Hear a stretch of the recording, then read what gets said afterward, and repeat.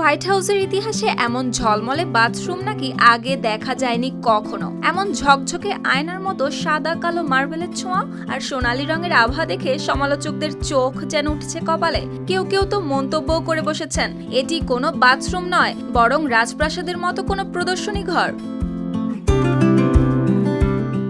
এখানেই শেষ নয়, সমালোচকরা বাথরুমটির নাম নিয়েও তুলেছেন বিস্ফোরক মন্তব্য। কারণ এটির নাম যুক্তরাষ্ট্রের ১৬তম প্রেসিডেন্ট আব্রাহাম লিঙ্কনের নামের সঙ্গে সরাসরি জড়িত।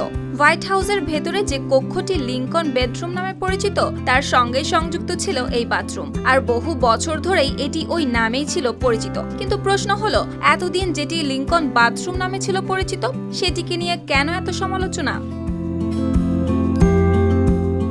আসলে প্রেসিডেন্ট ডোনাল্ড ট্রাম্প সম্প্রতি নিজের সামাজিক মাধ্যম ট্রুথ সোশ্যালে প্রকাশ করেছেন বাথরুমটির ছবি, যেটি বহু বছর ধরে ছিল অপরিবর্তিত।